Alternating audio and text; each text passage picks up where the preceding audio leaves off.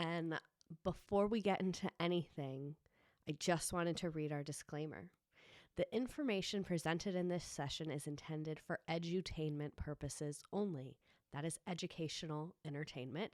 It does not reflect the viewpoints or endorsements of any government entity, nor is it aligned with any state or district curriculum. Okay? So if anyone out there is like, they're teaching this in the schools. No, we're not. No, we're not. Some of it we are, some of it we aren't. This is, I'll show you, you're going to lose your mind, 185 slides. Ask any teacher if they've ever shown 185 slides about the causes of the Civil War. Okay? They haven't. So this is a much more detailed version and nuanced version than the children of school get. Just want to make that very, very clear to everyone in case there are some people that don't belong in this community around. Views expressed in this session reflect the personal opinions of the presenter. Please note that the content here presented may differ from the presenter's classroom instruction. So just wanted to get that boring message out of the way. It will be sitting in the bottom left corner the whole time. All that to say, everything we will talk about will be factual, and I will be talking about my opinions about those facts. When I'm at school, I talk about the facts and a lot less of them than we're going to talk about here. If any of my students are here, ask your mom and dad if you have permission. Probably, maybe, but just don't be weird. I'm not weird with you. Don't be weird with me. Yay for the notifications. I have it set up here to tell me. So like I said, we have 185 slides. So let's get into it. But you will notice the slides are much different looking than they normally are. So there's not nearly as much text on the slides, which I think y'all might be into. I must say, shout out to whoever said like, oh, you should do your history stuff again, because I was really just like not in the mood for a while. Like I don't regret stopping because I was just over it. Like I had kind of covered things that I wanted to cover and I just was over it.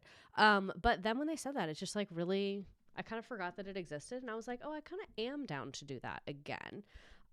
Just don't tell Mr. Responsible how many slides you have. I already did. He was very surprised. Okay, you'll see. But anyway, and I figured if we end up talking a lot, that's fine. And we can always split this into 2 weeks instead. Like worst case scenario, we just split it into 2 weeks.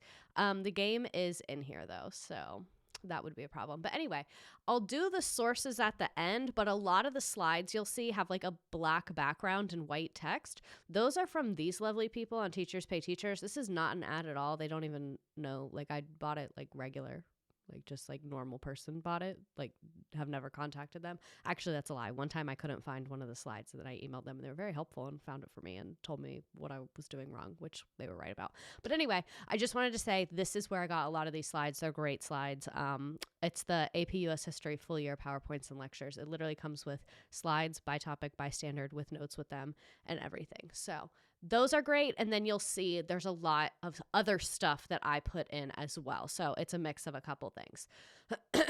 So before we can get into everything that you and I are going to talk about, I wanted to just give you like a TLDR timeline. Also tonight we have a Pacific Cooler. Pacific Cooler has entered the chat. Why is this so hard to get off? Jesus. So the U.S. was growing west at this time. And honestly, because we're talking about the Civil War, we're talking about slavery, I could easily have gone back to like when the first white people stepped foot on this land.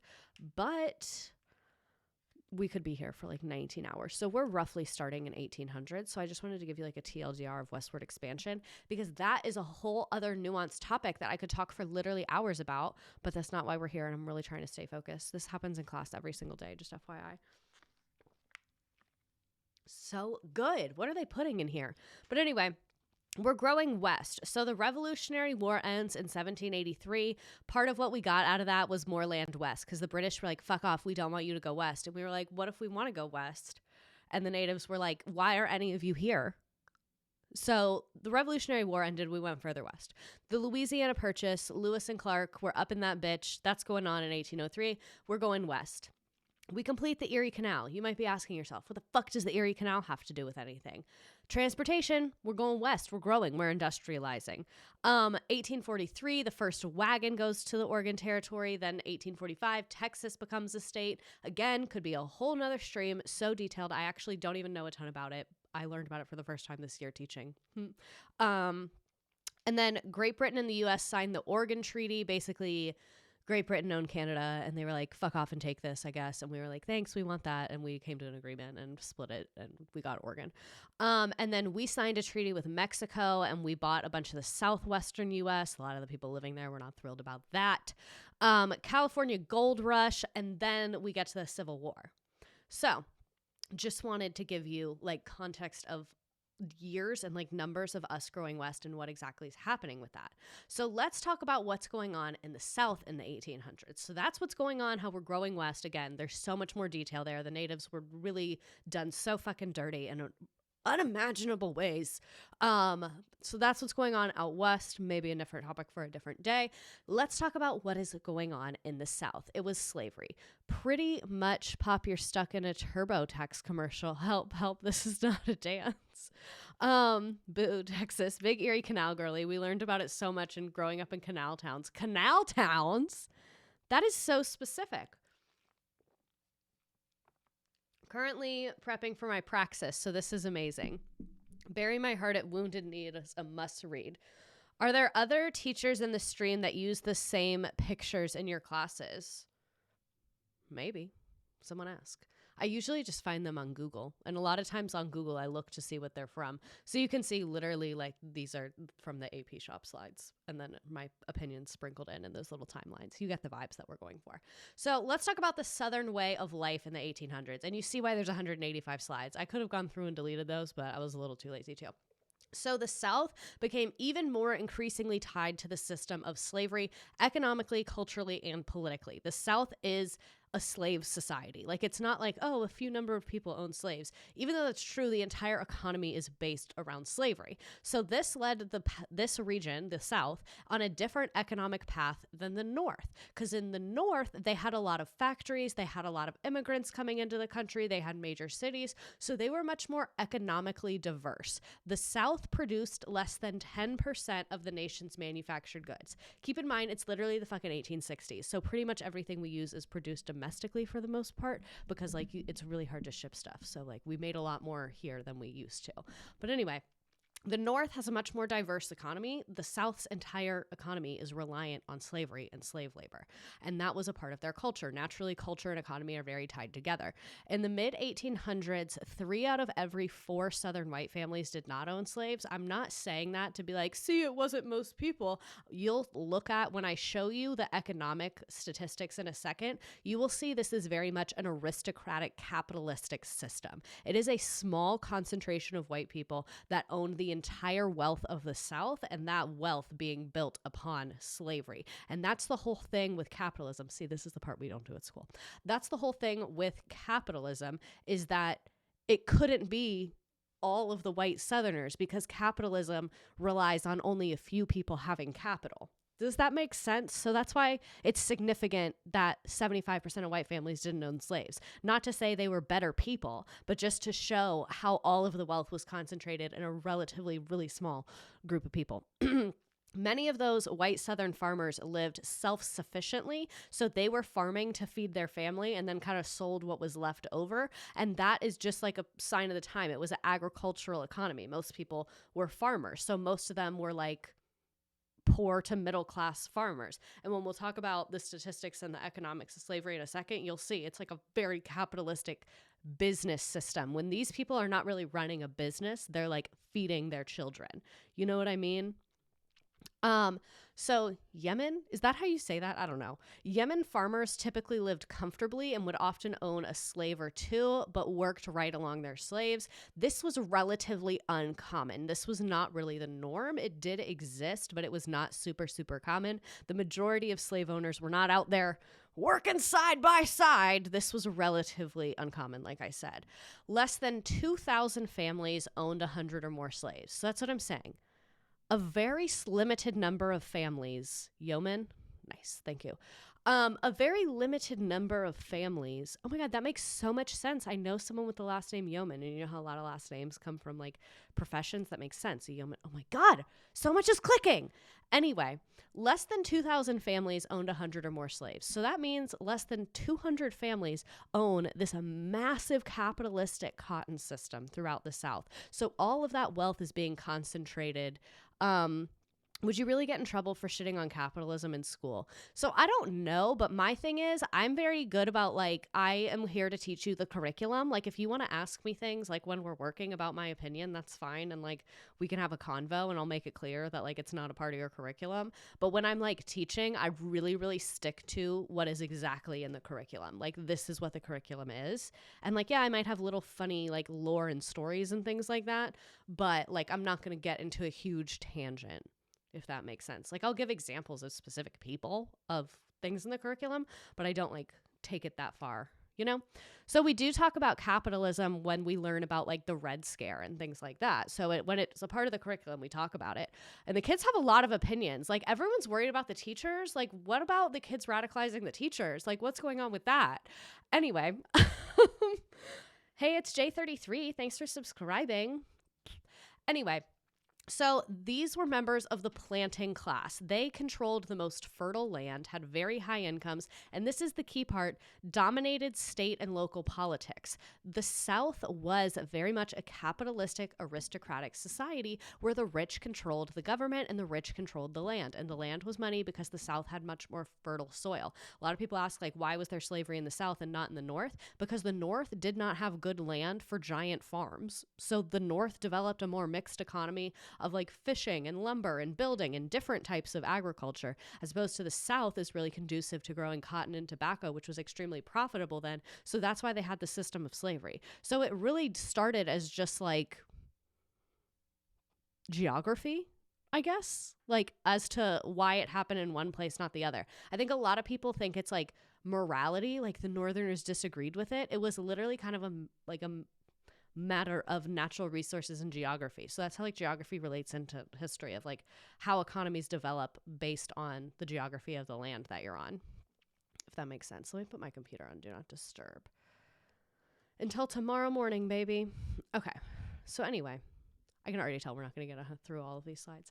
So even though a small minority were the planting class, this set the entire tone for Southern culture because they are the ones in power. So they set the tone for the culture and their values and aspirations came to dominate Southern life.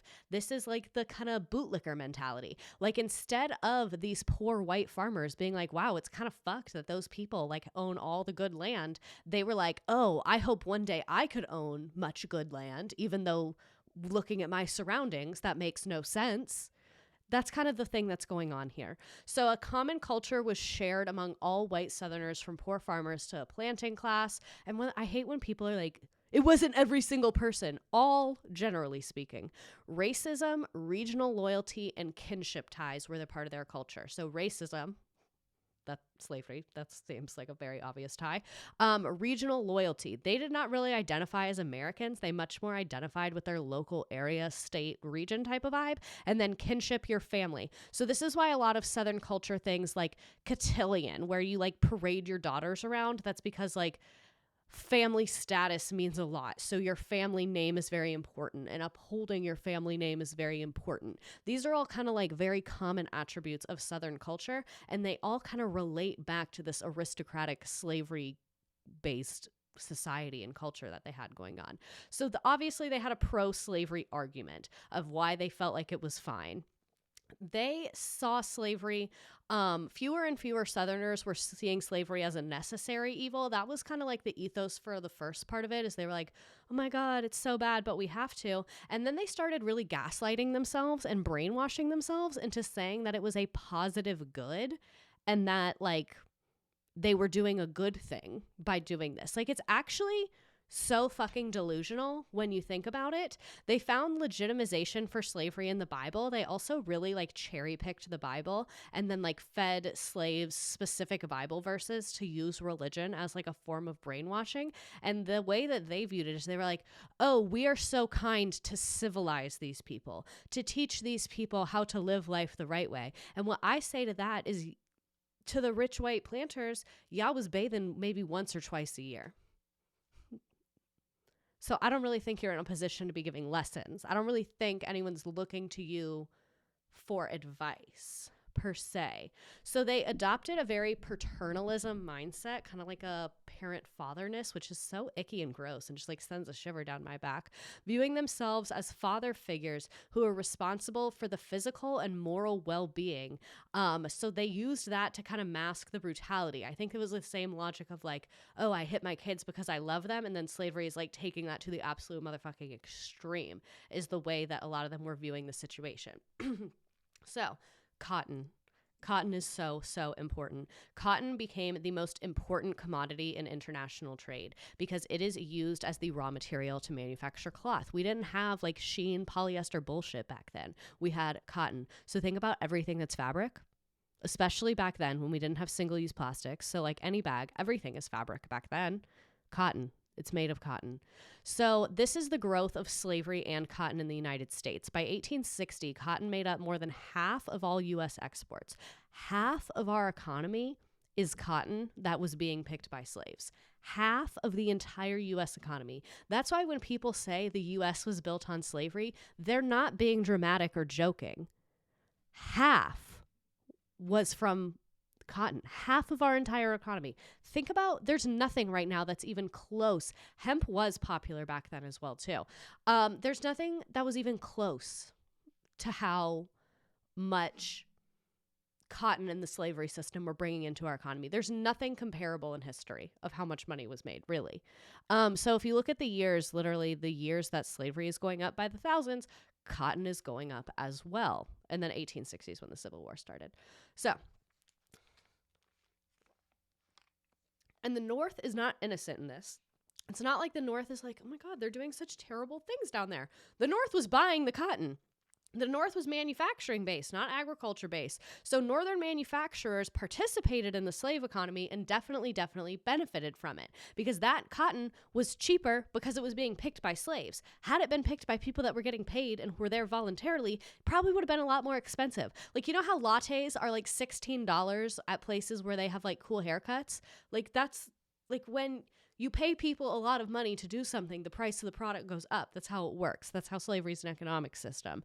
And the fact of this like equation with the North, even though they're not the ones holding the whip, they're buying the cotton. So Senator James Henry Ammon said, "No power on earth dares to make war upon the South. Cotton is king." Literally was so important. So the move to the Deep South. Prior to the Civil War, there was a distinct separation between slave states of the Upper South and of the Deep South. The Upper South, known as the Old South, had a smaller percentage of slave owners because they had industrial centers, Baltimore, Richmond, St. Louis. So their economy was a lot more diversified than that of the Deep South, like what you see in the kind of the darker red color there. And as overcultivation, that's planting the same thing again and again and again, depleted arable land in the Southeast, slaveholders began to relocate their plantations to the Deep South. So slavery pushed even further down south, which made it even more separated from the North and more of like an isolated, nasty system. So a lot of those plantations, because they had been existing for a while, because the colonies up north are a little bit like they had been populated for longer than in the South, that land isn't as good anymore, and there's other cities, the economy is just changing. So the plantations are like, oh, the land in the Deep South is even better, I could make more money, let me just move down there. So the Deep South becomes even more dependent on cotton, and it's just growing and growing and growing year to year. And as Southerners were moving into the Southwest, the international slave trade ended in 1808, bringing an end to the Middle Passage. So the Middle Passage, if you never learned in school, was basically the route that slaves were taken from Africa to the Caribbean, South America, the United States, lots of other places. Oh, what is the Deep South? I'll show you the map.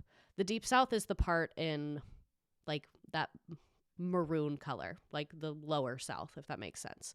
So anyway, the international slave trade had ended, but tens of thousands were still being smuggled. But this is when slavery in the US, in my opinion, started to get like this additional level of grossness that had existed before, but became a lot more intensified by the ending of the international slave trade, where it was also about breeding and not just forced labor, which is just like, so this development gave rise to a massive internal slave trade. So once the international one ended, just because of some other world politics around slavery, more than 2 million slaves were sold in the United States between 1820 to 1860. And through this slave trade, families were torn apart and loved ones were often sold down the river. This is a lot of times called the second Middle Passage, because the Middle Passage is known for being like awful and traumatic, and a ton of people died on the journey, a ton of people killed themselves on the journey. And this is really just like a repetition of that trauma. And again, this would probably be a couple generations apart, so maybe not happening to the same people, but trauma nonetheless. And according to one study, nearly half of all enslaved children were separated from at least one parent. So the impact of the internal slave trade was disastrous for family structure.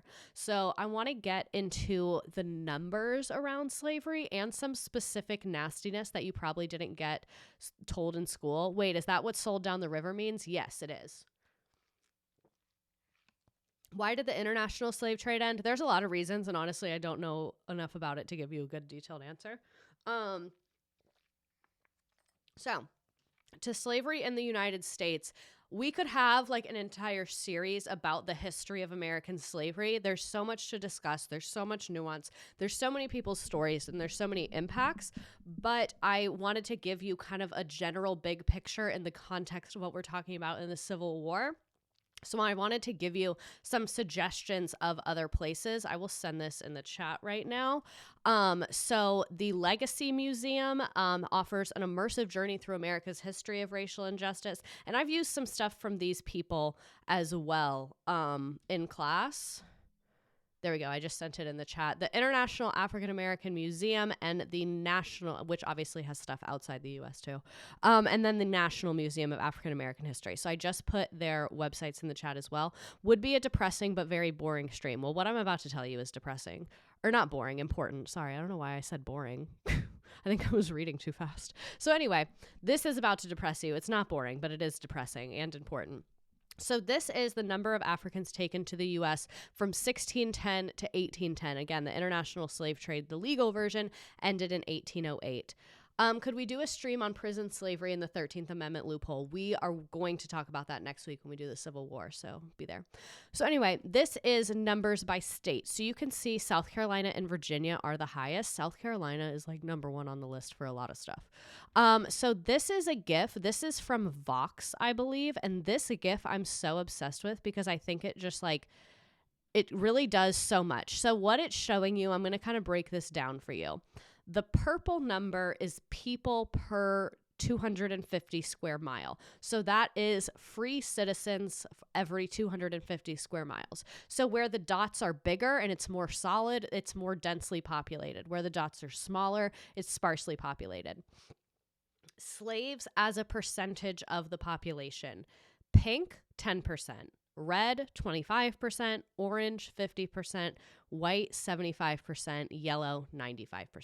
So you can see this kind of ring that goes from like the coast of South Carolina up through Atlanta. That is actually like a geological line of where something happened, where the soil is the most fertile. So that's what I mean when I say the aristocrats controlled the South's resources and used slavery to exploit those resources of the land to get that cotton and make a shit ton of money. So this map is showing over time how the population kind of changed. And as you can see, the North, the population's getting bigger and bigger and bigger, and slavery is starting to end in the North. And in the South is getting more and more dense, and slavery is just increasing so dramatically. So this is the rise and fall of slavery and the slave trade. So this is just kind of a graph to show you. And you can see the slave trade ended, but it was super, super high before it ended.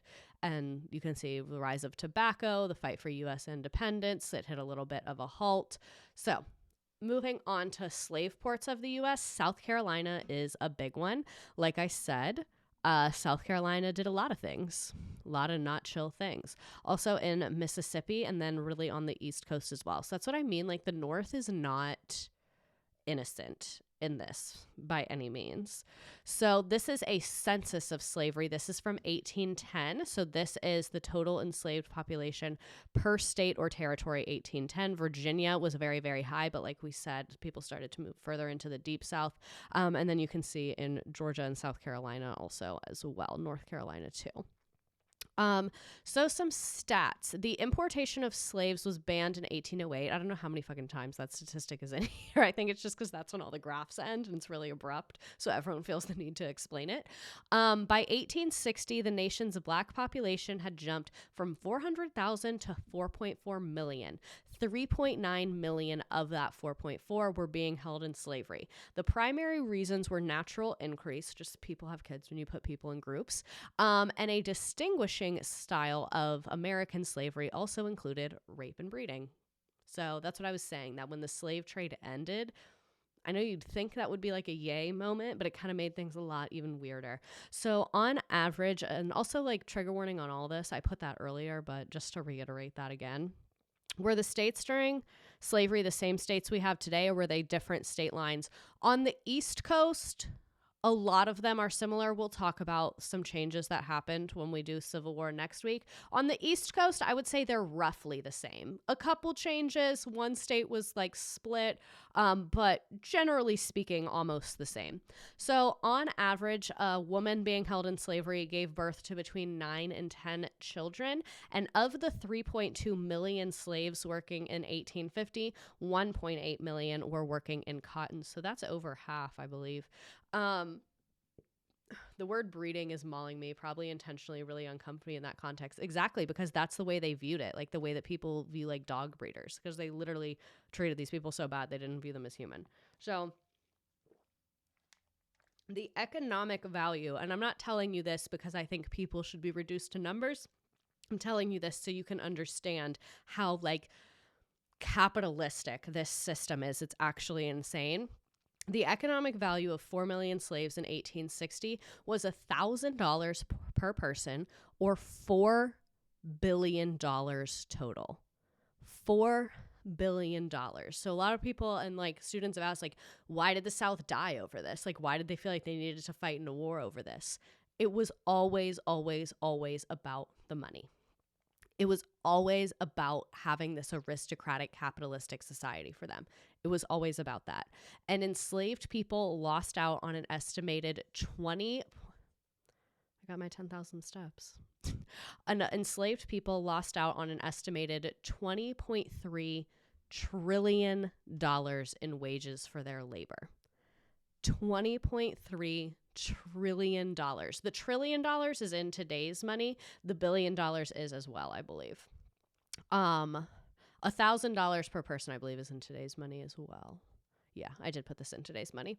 So that's way too little for a human. It's really insane, right? And that $1,000 varied a lot person to person as well, which we'll talk about in a second. So in 1860, according to Gilder Leman Institute of American History, 75% of white families did not own a single slave, like we said, and 1% of white families owned 40 or more. So it's literally the 1%. Like the whole 1% has all the capital. Not a new story. Going on for a while. And of the African-American population in 1860, nearly 90% of them were slaves. Virginia had the highest slave population of any country, 490,865. And in the 60 years from 1801 to 1862, the amount of cotton picked daily by an enslaved person increased 400%, and the profits from cotton propelled the U.S. into a position of being one of the leading economies in the entire world, and the South was the richest part of the United States. The aristocrats and the slave owners of the South had more money than like the business people of the North. Ownership of enslaved people increased wealth for Southern planters so much that the Mississippi River Valley had more millionaires per capita than any other region. Isn't that insane? When you see it broken down from like the economics, it's really so baffling. So that's why like the U.S. is totally built on slavery. You can't argue with it. When you look at the numbers, where the area of the U.S. that had the most millionaires was where the millionaires were slave owners. Really doesn't become more cut and dry than that to me. Kids, very terrible. very much trigger warning, all of the things. So there were a few instances in which enslaved women were released from field work for extended periods, even during so that's when they say there are a few instances, they literally mean a few. Usually pregnant women worked till the last week before childbirth and picked an average of 3/4 or more of the normal amount that they would. And infant and child mortality rates were twice as high among enslaved children as among Southern white children. Half of all enslaved infants died within their first year of life, and a major contributor was a chronic undernourishment. Undernourishment means you don't have enough food. The average birth weight of enslaved infants was less than 5.5 pounds, which is considered severely underweight by today's standards and by back then standards. And most infants of enslaved mothers were weaned at 3 to 4 months. So that means they were like eating regular food at 3 to 4 months because like you're not breastfeeding anymore. Today it would mean like a bottle too, but back then you just kind of had only one option. Even in the like olden times, the doctors said you should not wean till 8 months. So even the doctors back then, even those crazy ass doctors that were doing really, really crazy shit, I thought it'd be like at least a car worth kind of price. Oh, so even the doctors back then that were doing like crazy, crazy shit, that even then they knew this was bad. And after weaning, enslaved infants were usually fed a starch-based diet like gruel, which is literally just like grain and water, which lacks sufficient nutrients for health and growth. And wet nursing was also very, very common. It was very common for white female enslavers to have their slaves breastfeed for them because they were like, no, that's so uncomfortable. I don't want to do that. So they would force another woman to not feed her own child and to feed their baby with his weird leather shoes. This was very common. About 20% of white enslavers did this. This is what I always say about statistics is how did they find that out? Because I can see a lot of women denying it, but doing it. You know what I mean? Like as a white woman, we really do have a reputation for denying things, but doing them in private. So I have a feeling it's higher than 20%. Just going to throw that out there. So as this system of slavery is growing and slaves are building our entire economy, we are also growing out west. So that's going to make things kind of interesting because naturally these aristocratic slave owners are like, let me take my land and get some land out west and keep the good times rolling and keep getting richer off of this terrible system. So why are we growing west? Racism, capitalism, and God, baby. I just wanted to kind of give you context around what our motivation growing west is. I already gave you that timeline, but it was really the idea of manifest destiny. Manifest destiny is the idea that America is perfect. America is that fucking bitch. We're that girl and everyone wants to be us. So we should just take over because it'd be good for everyone because we're the fucking best. That's what manifest destiny is. And we think God made us that way. God wants us to be the best and God wants us to kill your children and steal your land because we are so great that why wouldn't you want to be a part of this? Duh. So this was a highly divisive concept, and it caused conflicts over slavery and the displacement of Indigenous Americans. This became a major issue in the presidential election, which we will talk about. It had devastating effects on the Native American communities, like the Indian removal, the Trail of Tears. All of that goes back to this manifest destiny idea, and it ultimately inflamed tensions over slavery, because as we were growing west, a lot of people were like, I think slavery is really fucked up, and I don't think we should keep doing that out west. And the Southerners were like, had you considered I wanted to? And that's pretty much why the Civil War started. We don't even need to go through the rest of the slides. That sums it up. So the Mexican-American War really intensified the debate. Just for context, I don't know a ton about the Mexican-American War, so I'm so sorry if I make any mistakes or do a poor job explaining this. The war began after the U.S. annexed Texas because Mexico was like, that's not Texas, that's Mexico. And the United States also wanted to expand territory to the Pacific Ocean, and Mexico didn't want to let go of those territories. So President James K. Polk, he was a real big manifest destiny guy. He sent troops into Texas to provoke the Mexicans into war. So he basically was like, they're already mad at us, and I want to take their land. So if we fight them, I'll have an excuse to take their land. Oh, we're going to look at the painting. And the war resulted in an American victory and Mexico losing more than half of its territories to the United States. Very unfortunate. That came back to bite us a little bit in World War I. We will discuss that at some point, maybe. The conflict between the United States and Mexico started with the annexation of Texas. I kind of already said this. I think I might have copy and pasted this twice, but yeah. As we grew west. So we have to discuss this cartoon. This cartoon is so relevant. This cartoon like has so fucking much to unpack. So I'm going to go through every detail of this. This is the American Progress painting. I don't know who made this. I can't remember their name. But anyway, let's start with symbolism. The light and the dark. Actually, let's get it even more basic than that. Let's start with west versus east. West is what I'm assuming they mean by the left, and then the right is east. So the light and dark, you see how the sun is on the right side, meaning the east side where all the white Christians are? They mean that God is there and God is present there. The darkness is because they need to be civilized. They need to be Americanized. We have to get over there. Look how terrible and dark it is over there. So that's why this lady that's kind of walking out west is bringing the light with her. Love that she's serving side boob. Like, I love the very cunty of her. Like, the only thing this painting is giving. Also love the star on her forehead.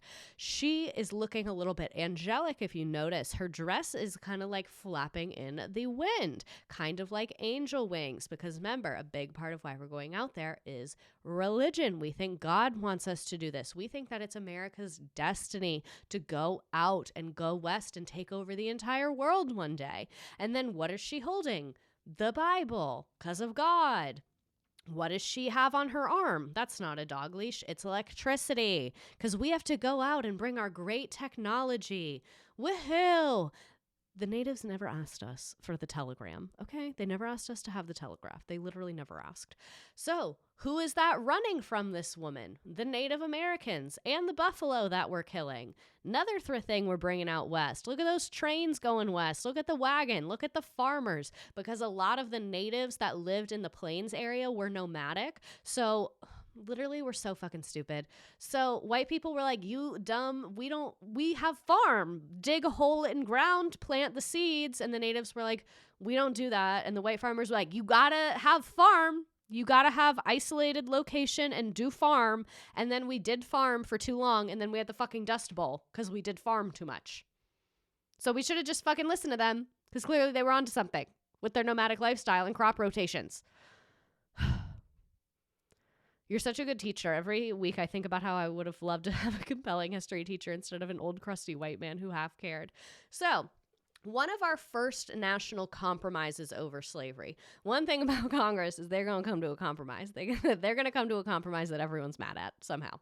So the Missouri Compromise of 1820. There was also compromises over slavery when we made the Constitution with the 3/5 Compromise, where they decided that the people could count for population but not for voting. It's a whole thing. You can Google it. It's really fucked up. But this legislation is when Missouri wanted to be a state. Missouri was like, I want to be a state. And they were like, oh my God, what do we do? Because if we let slavery happen in Missouri, all of the Southerners are going to go to Missouri and do slavery. And the Northerners were like, well, I don't really want to do that. So maybe we shouldn't do that.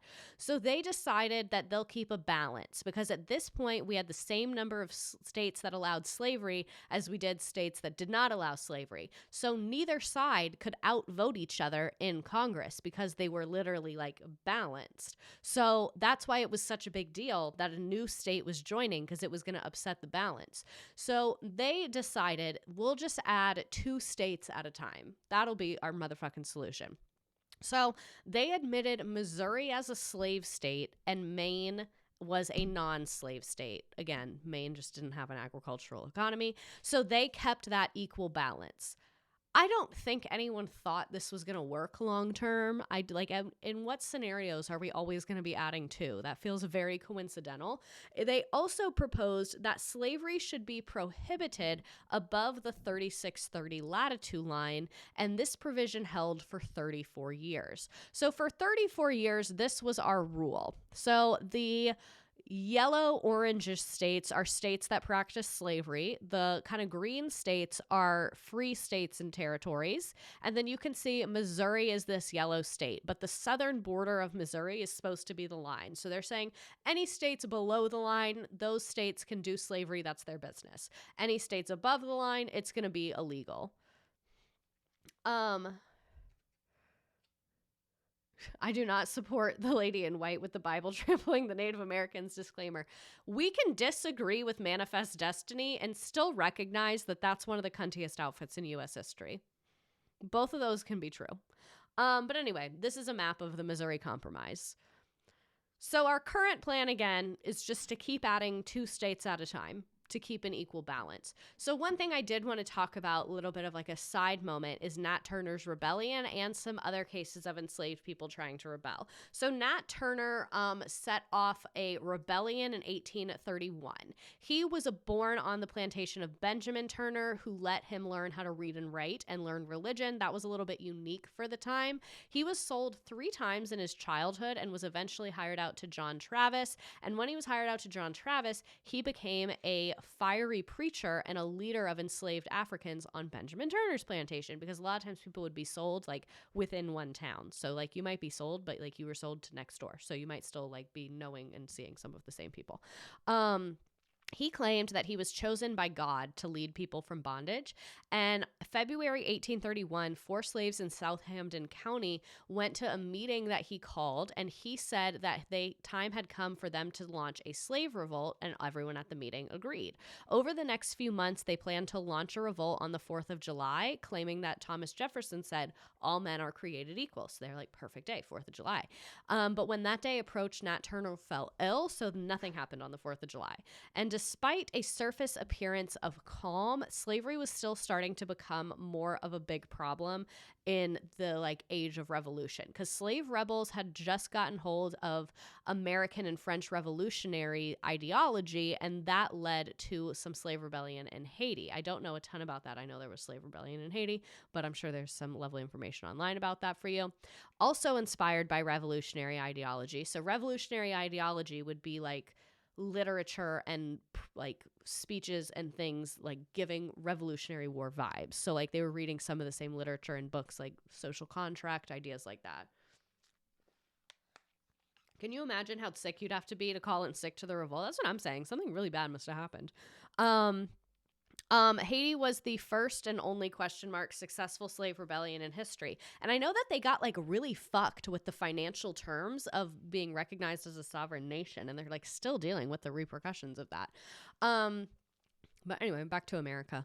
Also inspired by revolutionary ideology, Gabriel, an enslaved blacksmith outside Richmond, Virginia, organized a conspiracy to capture Richmond's armory. An armory is where the government stores their guns.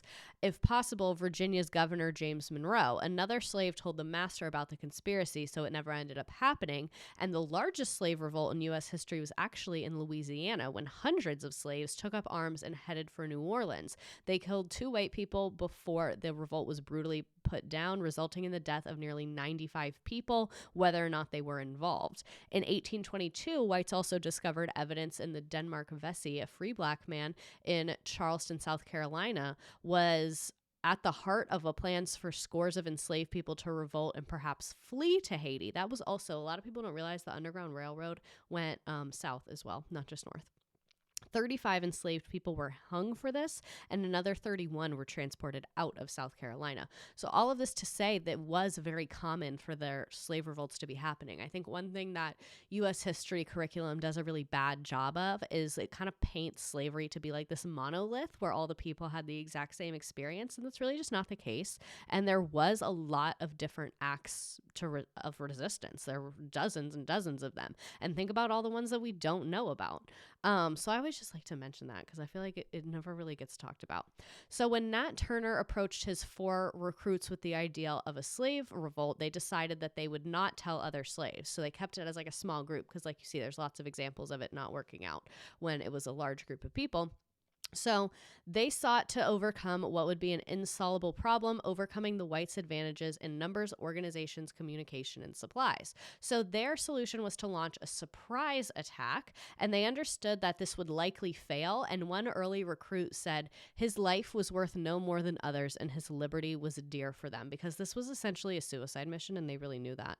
Nat Turner was clear-eyed about what the about the odds with the other recruits, and he said he believed God wanted them to launch the next revolt. So they kind of felt like we're doing this to like show people and inspire people and like get the ball rolling for others.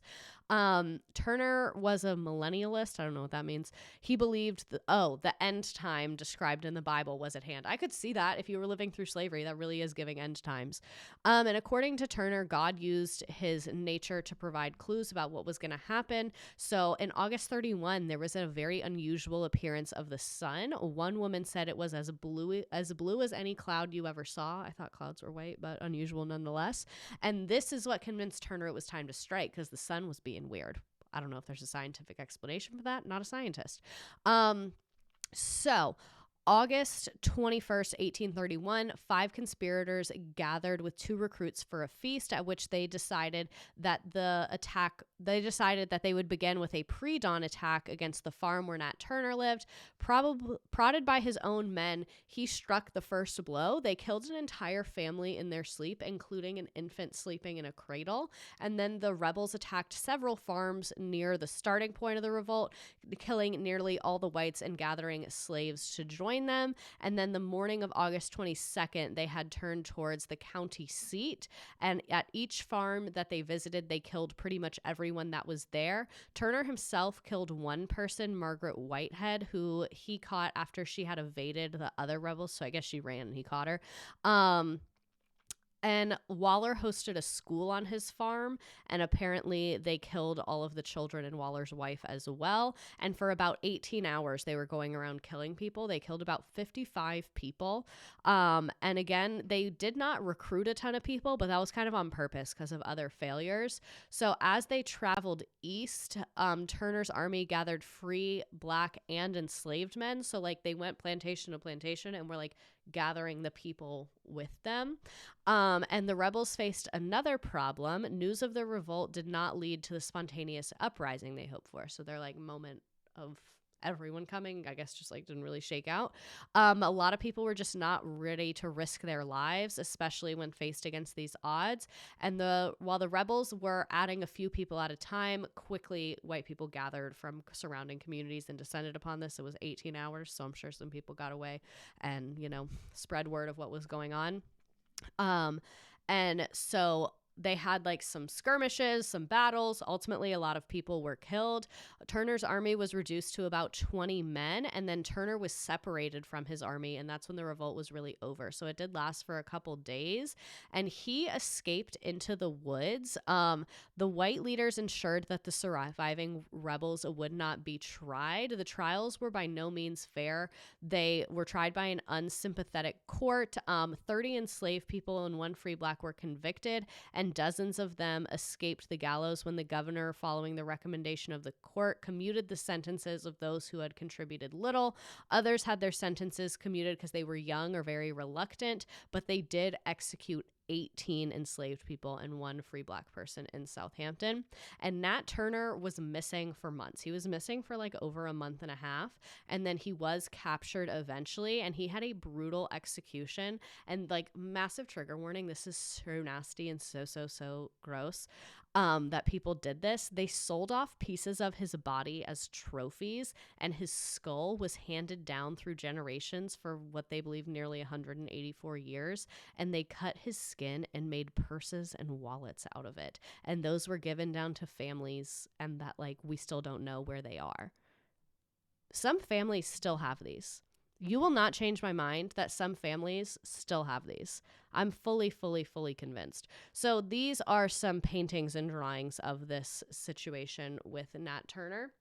But yeah, I just wanted to like take a moment to discuss slave rebellion, because I think it's like not really something that's talked about. And the way that they responded with the purses and the passing of the head, that's just like very much a lot. And I kind of am horrified that humans even were able to do that. Like, that's like a horror movie.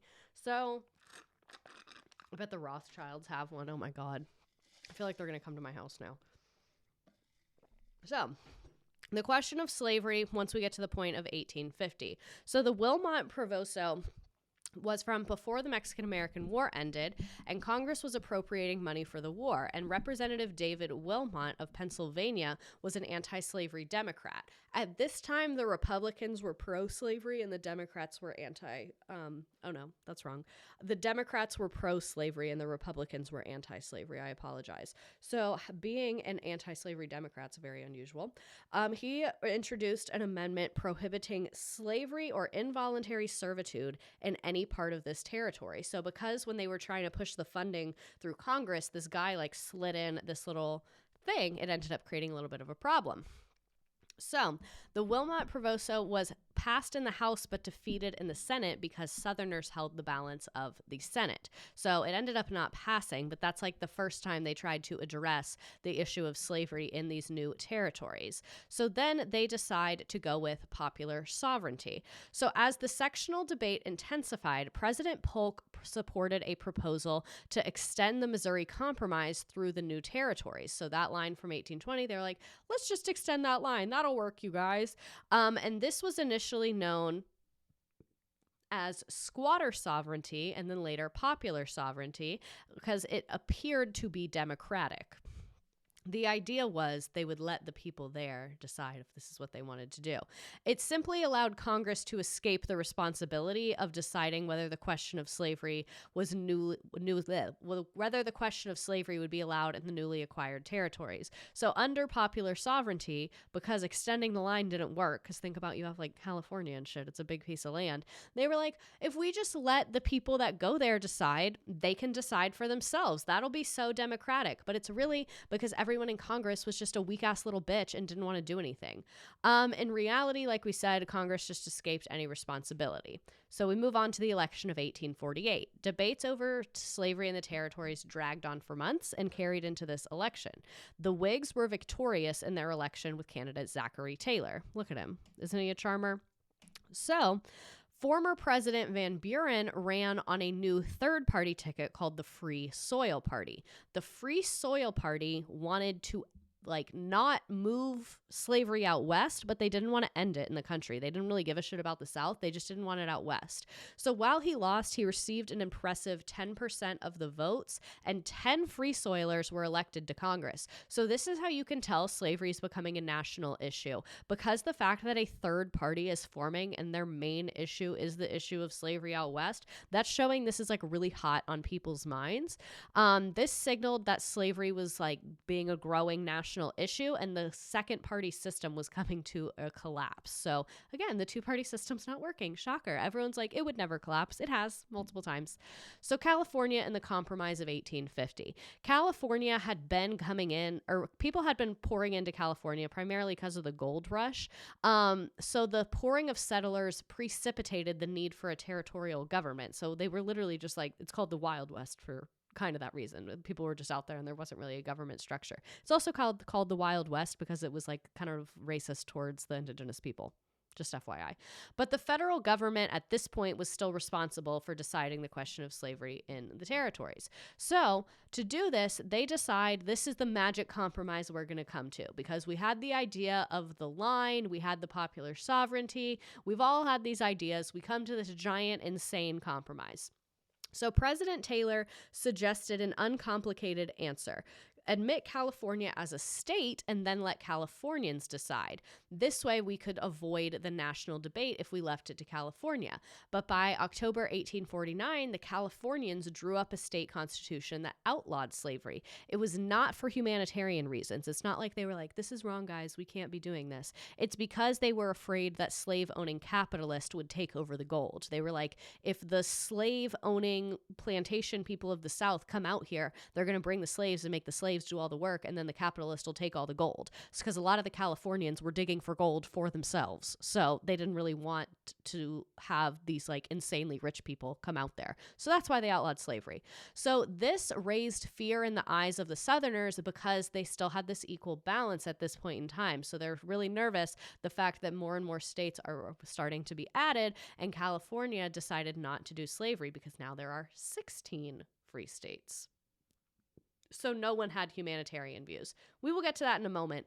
A few people did it this time for religious reasons. There were some people in the Northeast that felt like it was really going against God to do that.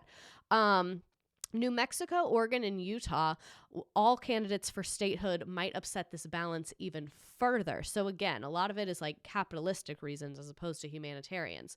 Southern radicals were already saying the South would have to choose between secession and surrender. They were already freaking the fuck out. Like the slave owners of the South were already freaking out at this point in time. They already felt like things were not going their way, and the fact that California isn't going to allow slavery, they're just freaking out. If they were white, they were most definitely complicit in one way or another. Quakers, yeah, like some niche religious groups. So what compromise did they end up coming to? I feel like we've been building up for this forever. Henry Clay was very old at this time, but he is known for really being able to shove things through Congress. He came up with the compromise called the Compromise of 1850. So basically, Congress just cobbled together all these things that made everyone temporarily happy. So this included the admission of California as a free state, the abolition of the slave trade in Washington, D.C., but not the abolition of slavery in Washington, D.C. Abolishing the slave trade in Washington, D.C. feels like they just had to throw a bone to the abolitionists. They're like, see, we did something. Like, they did almost nothing. Like, they had the opportunity to do something, and they did almost nothing. Abolishing the slave trade, just the trade, not the practice, just the trade, in Washington, D.C., which is literally like this big, and it's like pretty metropolitan.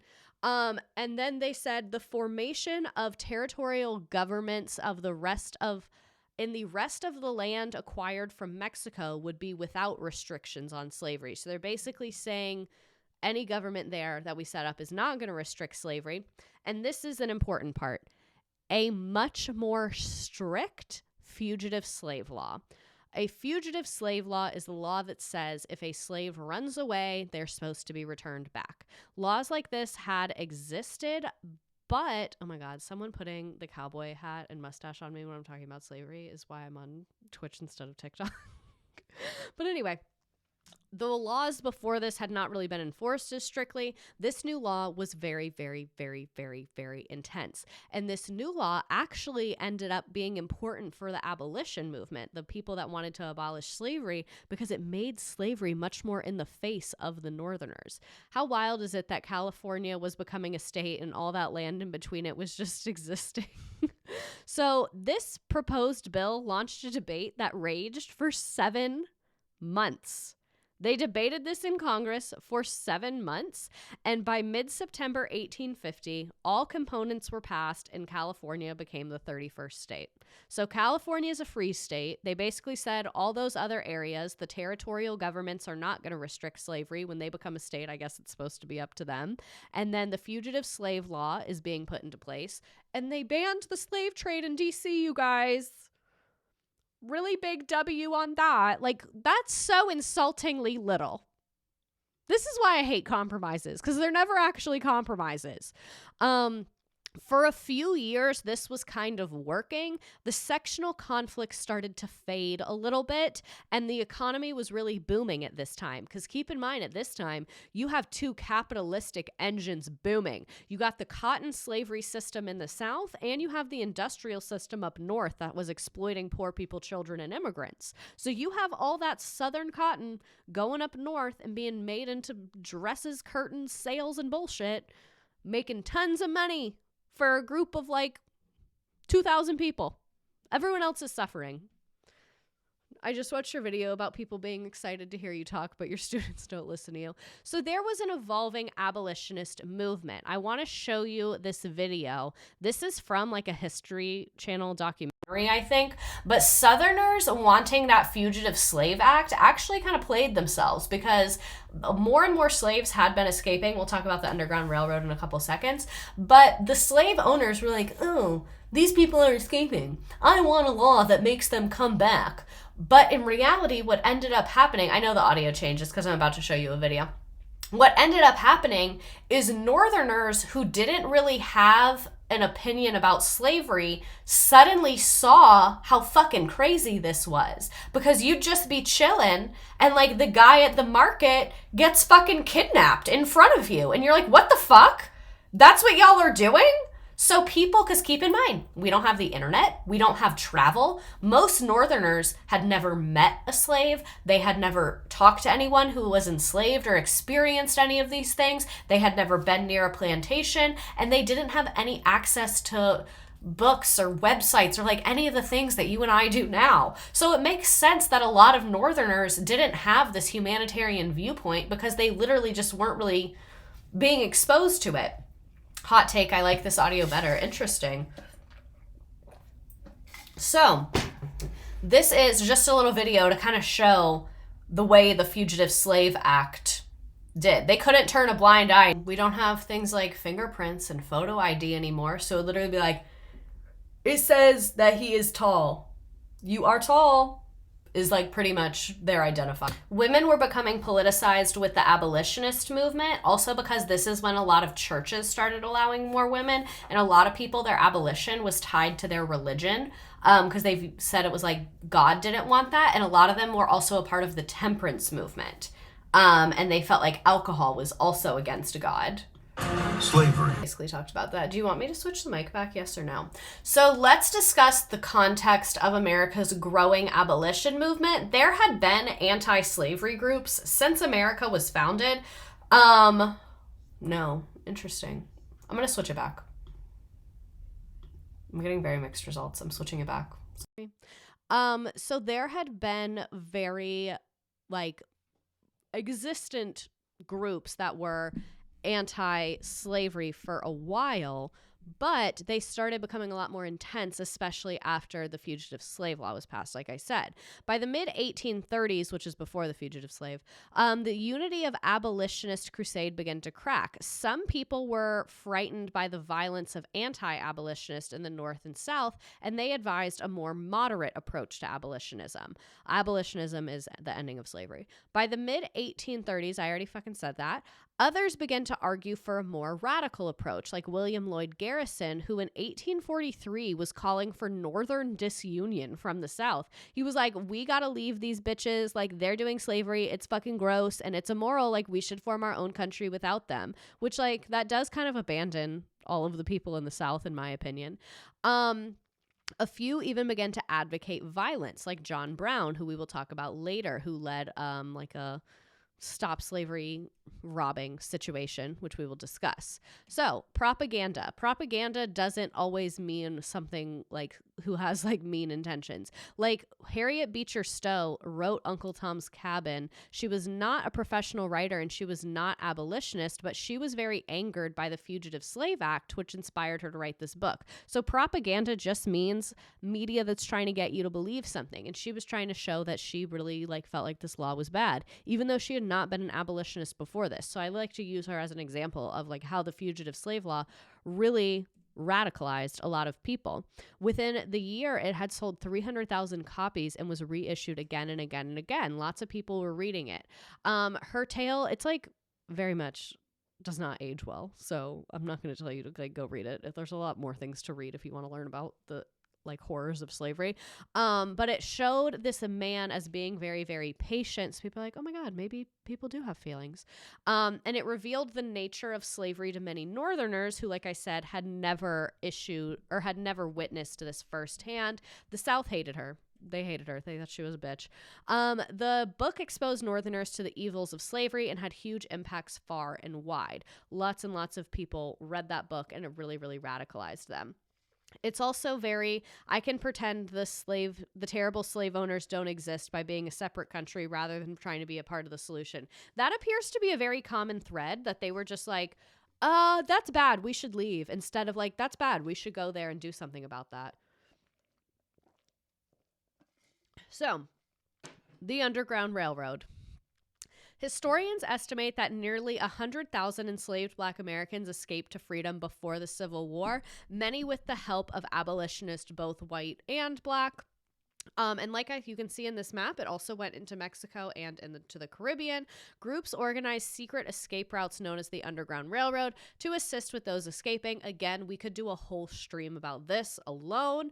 Harriet Tubman is one of the most famous conductors on the Underground Railroad. She helped free over 70 people, earning the name the Moses of her people. And I saw on TikTok where people said she was knocking out babies, and a bunch of people thought that we meant like punching them, like knocking them out.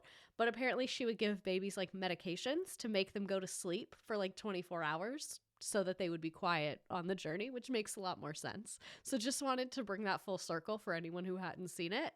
Odds were against the success of escape naturally, and especially after the Fugitive Slave Act. Someone mentioned, didn't like the Fugitive Slave Act shape policing? Yes and no. So slave patrols shaped policing. The Fugitive Slave Act intensified and started like really creating a lot more slave patrols, because the slave patrols ended up who became the police, and the Fugitive Slave Law made more slave patrols. But slave patrol existed before that as well. Oh my God, I can't believe I forgot to show you my shirt. So I normally don't like dress with the theme, but I found this shirt that I kind of forgot I had, and I just need to show it to you. I'll move the mic for a second. Okay. I want you to hear me. Let me switch the mic anyway, because we're watching a video, and then I can show you. Funny how that works. So, look at my shirt. It says, "Roses are red, Doritos are savory, the U.S. prison system is legalized slavery." Because next week in the Civil War, we will talk about, actually probably it'll be during Reconstruction, how the 13th Amendment says, like, slavery is prohibited except as punishment of a crime. So we've always had a loophole about slavery in the U.S., and it became very important during Reconstruction. So this is a joke. This little video we're going to watch, the last one was like history vibes. This is a joke. But if you want to learn more about the Underground Railroad, the Harriet movie on Netflix is actually amazing and pretty close to being historically accurate. I think some of her personal story was like changed a little bit. But it really does show a good job of like how the Fugitive Slave Law impacted things. Like Harriet's a really great movie. And then obviously there's tons of like other literature online, Library of Congress, all those kind of things. But whenever someone brings up the Underground Railroad, I always make sure that I tell people something. And I'm going to let you guess what that something is that I always make sure every year I'm very clear with kids about the Underground Railroad.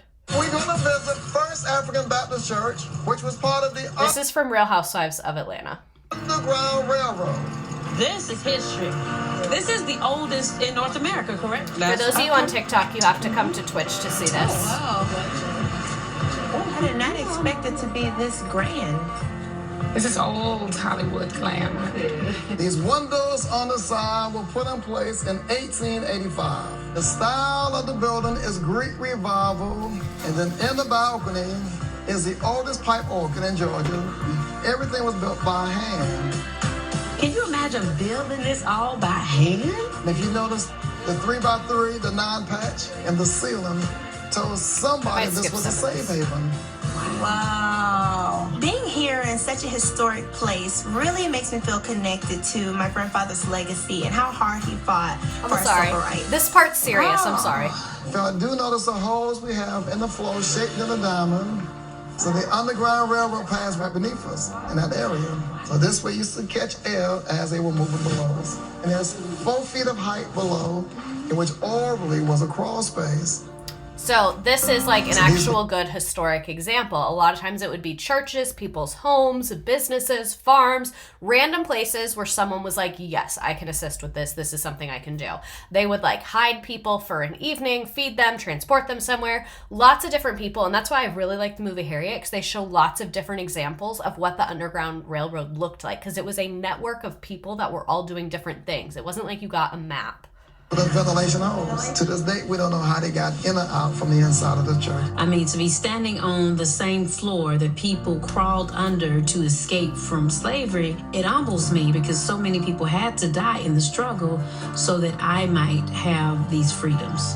And we do believe now that more than half who ran away ran to find their family because they didn't have no family. and those are our ancestors. So that's why I feel a sense of loss, because we can't go back and find out exactly where we came from. And we were just marching for the right to vote 48 years ago. I marched when I was 6 years old with my grandfather, Jose Williamson. I remember them throwing rocks at me. That's why we should go to school to get our education. Absolutely, and tell Just the wait. youth about things like this, so they know and they can appreciate what we have now. Well, there has to be an opening for the railroad at some point, because somebody's driving the train. It's not electric like what we have now. It wasn't a train, baby. Really? Like, you really thought, like, there was an actual train that took them through? I'm saying It wasn't a train at all. They use it. That is just a euphemism, baby. Just a figure of I'm speech. thinking it was like widespread. No. It's almost hurtful to me to watch her be so dumb. This is such a serious topic that I had to at least throw a little bit in here for you all to laugh at. It's a euphemism for people that are connected, trying to work their way to freedom. Right. Ding dong. He's not talking about put 50 cents on the train or on the damn public bus. But it wasn't really a train. You had to sneak to the next spot. You had to hide and hide it. I know They're- that. Next spot. They're explaining it to her so well and so nice. Like, the way they're explaining it to her is perfect. This was a But I spot know for the that railroad. one particular person made it. They actually went down there and made it. How did they get it? It's always connected. Her grandfather, Hosea Williams, just rolled over in his grave. It's not a real train. No, I'm saying, like, how did they even get through there in the first place? Portia, it's not a real train. Portia needs to watch Harriet. I hope she did. You in history school. It's because her grandfather was like a prominent civil rights leader. So, moving on to the free soil movement, which we briefly alluded to earlier.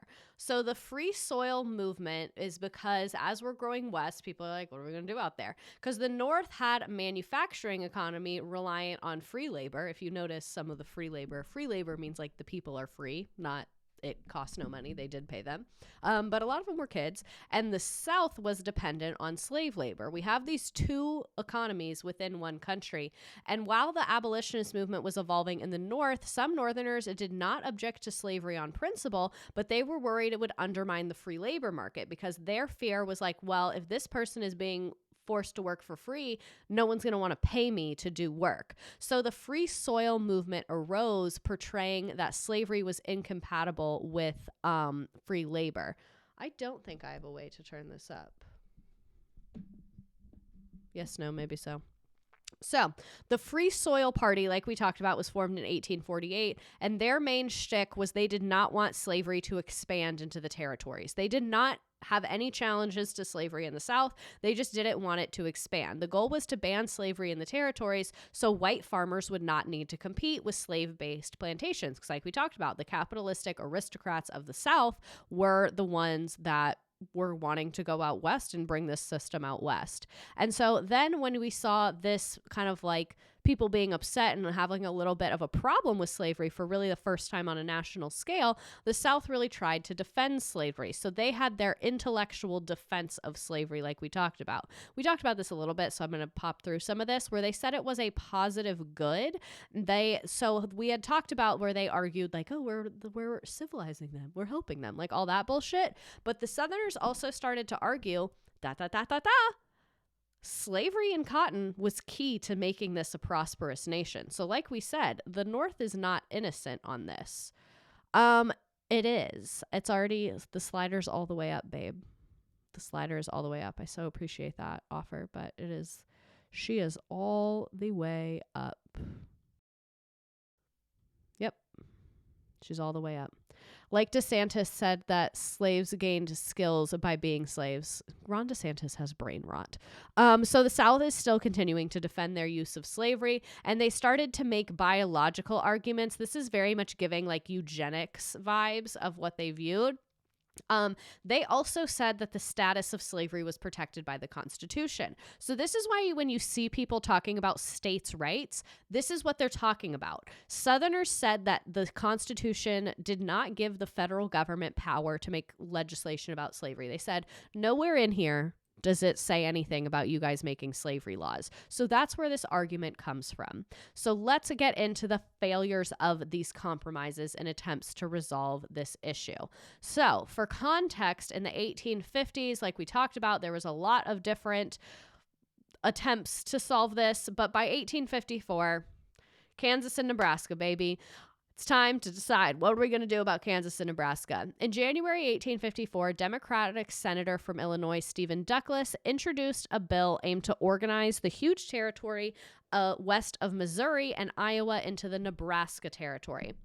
Because settlers had been trickling into the area, the time had arrived to set up a civil administration. So basically, you have to reach a certain number of people before you become a state. I can't remember what the number was back then, but that's where then they go from territory to state. So that's why in California it happened mad quick because of the gold rush, but in other places it's going a little slower. So that's why they're like in territory vibes right now.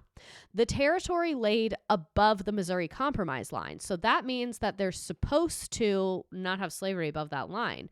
But the powerful Southern faction in Congress would not go along with this. So as you can see, all of those compromises we had are not exactly working for us. So Douglas agreed to divide the region into two territories, Kansas and Nebraska. And then they repealed the part of the Missouri Compromise that prohibited slavery north of the 3630. So Congress is a shit show. That's why when people today are like, Congress is so fucking incompetent, show me when they were competent. I'd love to see an example. So they created the Kansas-Nebraska Act. This allows the settlers to decide via election if they want to practice slavery or not. Popular sovereignty, popular meaning like whatever the popular choice is. I can't deal with the mics, you guys. I'm so sorry. I'm trying my best with the mics. I can only have one or the other. So sorry, friends. But anyway, popular sovereignty, popular meaning the choice, and sovereignty meaning independence. So like we're giving the states independence to make their own choice over slavery. This received unanimous support from the South and partial support from Democrats in the North. So in the South, they were like, absolutely, the state should choose because we love choosing. So let them choose. That's pretty much what's happening. So with this piece of legislation, we took our greatest step towards the Civil War because it divided and destroyed the Whig Party and drove many Northern Democrats from the Democratic Party. So this even fucked the political system even more. If you're kind of confused about the parties, don't even worry about it that much because to me, that's the most boring part. Political parties come and go. Basically, there was a third party. Everything was fucked up. Free Soil Party came into the chat. There's like a million political parties and everything's fucked up. So they decide, we'll let Kansas and Nebraska vote. What could go wrong? Everyone starts going to Nebraska and killing each other. That's what went wrong. So people started pouring into Nebraska. Some of them moved for economic opportunity, but a lot of them moved to have a say on the status of slavery. So a lot of plantation owners were like, we gotta get over there. We got to get over there. I call this the commercial for the Civil War because it's technically not the Civil War yet, but people are killing each other over slavery. So it kind of seems like we're at the Civil War, pretty close to it. So thousands of pro-slavery border ruffians moved from Missouri to Kansas. This is 1854. And free soilers from the North picked up and moved as well. So everyone's moving to each other. Over 200 people died. This is called Bleeding Kansas. Violence ensued between these two groups. Who would have thunk it? And yeah, 200 people died by 1856 because the Kansas-Nebraska Act was in 1854. And like I said, people are moving and killing each other. Commercial for the Civil War. Most famously, abolitionist radical John Brown and several of his sons dragged 5 pro-slavery settlers from their cabins and butchered them. Period, I guess. Like, he came in and really fucked shit up in those cabins. And we'll talk more about John Brown later as well. He re-entered the chat again. So this is his kind of first rodeo. I don't know if it was his first rodeo, but this is one of his first documented rodeos. And then we get to the caning of Charles Sumner. Congress people don't assault each other like they used to. The blood of Kansas spilled into the halls of Congress. May 1856, Republican Senator Charles Sumner delivered a speech titled "The Crime Against Kansas," where he demanded that Kansas be admitted as a state that was banning slavery. So Charles Sumner is a Republican. Most Republicans were pretty like free soil vibes. Most Republicans were like generally pretty anti-slavery. They didn't want a national ban. They weren't really pushing for it, but generally Republicans were anti-slavery and in the North, and Democrats were more down South. Again, just generally speaking. They're too complacent and not scared enough nowadays. So in the process of his speech where he was talking about how he wanted Kansas to be free, he kind of like threw some shade at Andrew Butler from South Carolina. And I don't really know much about Andrew Butler or his background, but he was a senator, and Preston Brooks, who was Andrew Butler's nephew. So remember how I was saying in the South, a few families controlled the entire economy and political process? That's why you have an uncle and nephew running the government. That's why. So Preston Brooks was like, "You're not going to speak on my family name. No, you're not going to speak on that's my fucking uncle. You're not going to fucking say that, man. You're not going to say that. You can't fucking insult my uncle, man." And then he put his beer to the side. No, I don't know if he had a beer or not. But he decided to defend his uncle. 2 days after the speech, Brooks took a cane and beat the shit out of Charles Sumner 30 times at his desk until he fell unconscious and bloody to the floor. How long does this stream go till it's over? We were like maybe 70% done. Or no, maybe 75. I don't know. Yeah, let's call it 70. He later boasted, "Towards the last, he bellowed like a calf. I wore my cane out and completely, but saved his head, which is gold." So I would not say that this is the sign of a thriving government or country, personally. Sumner was unable to return to Congress for 4 years due to his injuries. So he really fucked him up. Saved the head of the cane, to be clear, not Charles Sumner's head. So everyone in the North really fucked with Charles Sumner for this. They were like, "Damn, you really took that. You made your speech and you paid consequences for it, and you took that shit like a man." So people were like, "Yeah, man." And it made people be proud to be from the North and proud to be the anti-slavery part of the country. They're like, yeah, they kind of got a little pep in their step about it. But unfortunately, Brooks became a hero in the South too, and he was reelected even though he got censured by the House. So the House told him to shut the fuck up because you can't just beat people at work. But even after he got censured, the Southerners were like, "Bro, I thought it was so fucking radical and great how you stood up for your uncle. You can't just shit on a family name.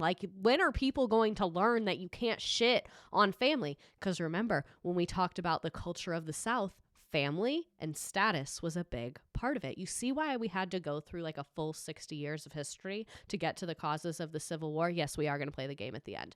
So our nation is becoming quite divided about these people. And keep in mind, we also don't have the internet. So a lot of people are only hearing an echo chamber, which people on the internet still do that. But people weren't exposed to differing opinions as often. We also have the Dred Scott decision, which added fuel to the fire over the debate with slavery. This was very, very controversial.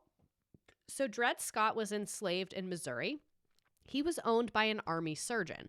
That army surgeon took him to Illinois and Wisconsin. Slavery is forbidden in Illinois and Wisconsin. So Dred Scott sued the master's widow because the master died, the surgeon died. So Dred Scott sued the master's widow, and he was like, "We lived in Wisconsin and Illinois. Slavery is illegal there. I should be free. You took me to a free place. I should be free now." This went all the way up to the Supreme Court because the circuit court had filed the suit, declared him free. It was appealed. The state court reversed it and said, no, that man is a slave. And it went all the way to the Supreme Court, where the Chief Justice was a Southerner. Look at that man, the Chief Justice, Roger Taney. He is so ugly. Wow. And in Dred Scott versus Sanford, not only did he rule that Dred Scott was a slave, he also, like, I don't know why I fucking felt the need to include this, said that Black Americans were not citizens and could not sue in court. This was our Supreme Court law of the land for decades. Most significantly, Taney concluded that Scott was property, and Congress had no authority to deprive a person of their property in the territories, including above the 3630 line. So this is the Supreme Court. This is a very pro-slavery ruling. The fact that they rule that not only are Black Americans not citizens, even though they were born here, they also do not have the right to sue in court, and Congress does not have the right to make laws about slavery. That is insane. That is an insane ruling. This decision immediately nullified the Missouri Compromise. So all those compromises about slavery in certain areas, that's done. The Supreme Court said, nope, nope, nope. And this was considered a major victory to Southerners. Not the fuck-ass Bob, stop. Southerners were thrilled about this. This was like a very great moment for them. Terrible. Then we move into the third party system. By the early 1850s, the second party system had dissolved. What that means is like we had political parties, they died. We had political parties, they died. So in the 1852 election, Democrats won an easy victory over the crumbling Whig Party. Their candidate, Franklin Pierce, garnered 254 electoral votes to the Whigs' 42. By the 1854 midterm election, the Republican Party had rapidly formed as the opposition party by the former Free Soilers and anti-Nebraska Democrats. The Republican Party formed during this time. That's why they call themselves like the Party of Lincoln.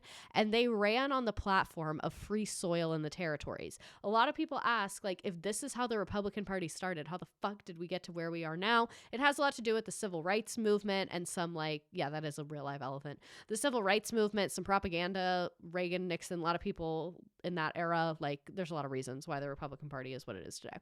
So in the 1854 midterm elections, Republicans and the opposition party won more than a dozen seats of the House of Representatives and control of many state governments. In 1856, the Republicans lost to Democrat James Buchanan. This is like my least favorite part of history, is like the white men election. Like, I love talking about like experiences and even like the economy and statistics, but like electoral college, I know it's important, but like John C. Fremont gained 114 electoral votes and carried 11 of the 15 free states. The Republican Party had thus been solidified, and we entered this third two-party system, pitting Democrats against Republicans. So all of that to say, in these elections, in the midterms, the Whig Party is fucking dead, and now it's Republicans and Democrats. Democrats being generally pro-slavery, Republicans being generally anti-slavery. So let's talk about John Brown's raid in 1859, which happened around this time. I know, like, kind of a left turn from politics, but I wanted to go chronological here. So abolitionist John Brown led a small raid against a federal armory. An armory is where the government keeps their guns. So he was born in Connecticut and raised in Ohio. He came from a staunchly Calvinist and anti-slavery family, and he spent much of his life failing at a variety of businesses, and he declared bankruptcy at age 42 and had more than 20 lawsuits filed against him. That's so real. Like, that's so real. Like, not all of us are good at business. We all have strengths. It's fine. In 1837, his life changed when he attended an abolition meeting in Cleveland, during which he was so moved he publicly announced he was going to dedicate his life to destroying the institution of slavery. And as early as 1848, he was formulating a plan to incite an insurrection. And remember, in Kansas, like we said, he brought 5 of his sons to go kill the pro-slavery people in Kansas. This is what we need. Like, why is it that people who have a lot of kids are always right-wing? Like, I want someone to have 10 kids and fight racist with their 10 kids. And I would watch that movie, too. I would absolutely watch that movie. Like, that's cool. Yeah. Produce an army. That's dope. Hell yeah, man. Anyway, where was I? In 1856, pro-slavery men raided the abolitionist town of Lawrence, and John Brown personally sought revenge. So they attacked 3 cabins along that creek, like we said, and killed 5 men and triggered a summer of guerrilla warfare in Kansas. And one of Brown's sons was killed in the fighting. Not bad numbers, though. Like, y'all killed 5 people and only lost 1. Love some white-on-white crime. So in 1857, he returned to the East and began raising money to carry out his vision of a massive uprising of enslaved people. He secured the backing of 6 prominent abolitionists known as the Secret Six and assembled an invasion force. His army grew to 22 men, including 5 black men and 3 of Brown's own sons. And the group rented a Maryland farm near Harper's Ferry and prepared for the assault.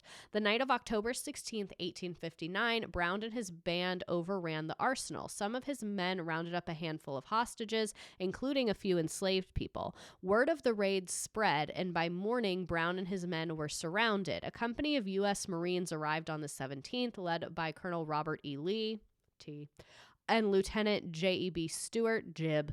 And on the morning of October 19th, the soldiers overran Brown and his followers. 10 of his men were killed, including 2 of his sons. John Brown was wounded.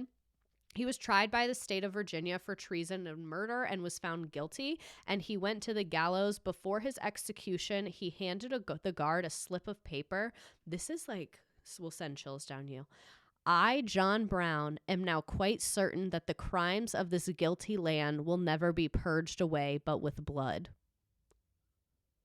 Oh, spitting. Like, oh my God. That's quite the sentence. Wow. And he was right. God. So couple of things.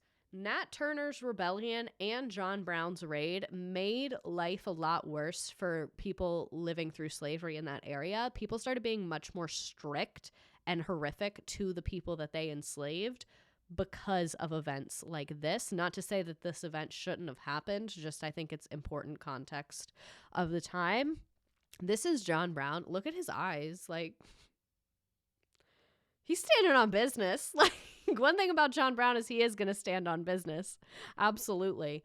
So moving on to the election of 1860 and the emergence of Mr. Lincoln. So we had a really bad sectional crisis. Let me explain what the word sectionalism is. I don't know how I haven't explained this until right now. I think it might be later. So sectionalism is when you don't feel like an American, you feel like a Northerner, a Southerner. Our country was not very unified. Like we said, most people didn't know anyone in their places other than their town. We didn't have communication with those other areas. We didn't share literature with those areas. We didn't share culture with those areas. We didn't travel to those areas. We didn't really have any interaction with each other. So we weren't really a united country. Like, we're called the United States, but never really have we been that united.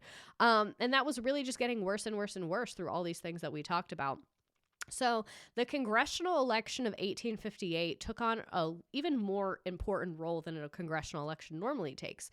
Lincoln was chosen as an Illinois Republican as a candidate for U.S. Senate, and at that convention, he delivered his famous House Divided speech where he put the issues of sectionalism and slavery front and center, which is unique because, like we've talked about, a lot of the other Congress people were like, let the people vote, and they just like wouldn't take a stand, and they had no fucking backbone. So the Illinois race captured the nation's attention because they were really talking about slavery. It was Stephen Douglas, a prominent Democrat, against Abraham Lincoln, a largely unknown Republican at the time. To increase his visibility, Lincoln challenged Douglas to a series of debates, which came to attract enormous crowds and media attention. So Lincoln is like kind of an influencer, if you think about it. And these are known as the Lincoln-Douglas debates. This was also not as common to be doing all these debates in public. At the heart of these debates was the basic issue of slavery. In the debates, Stephen Douglas did not take any moral stand on the issue. Like, he would not really take a stand again. No backbone. He stated that even in spite of the Dred Scott decision, that effectively said the territories had to be open to slavery, because remember, the Supreme Court was being a racist ass little bitch. He said that the territories should I can't talk. He said the territories would instead have to pass and enforce laws to protect slavery. This has been known as the Freeport Doctrine, which is because he made the statement in Freeport, Illinois. Lincoln made clear arguments against the expansion of slavery into the territories. So, really, the main difference between them is their stance on slavery. Stephen Douglas is like, we should have those places pass their own laws to have slavery. It shouldn't be federal laws. They should pass the laws. But it's still pro bringing slavery out west, where Lincoln is like, no, I don't fuck with that shit. And why is this important in the Illinois election if Illinois is a free state? Remember, we have that super delicate balance, and we've been like inching closer to a civil war. So any congressional decisions about slavery are like really on people's minds because this is such like the hot button issue of the time.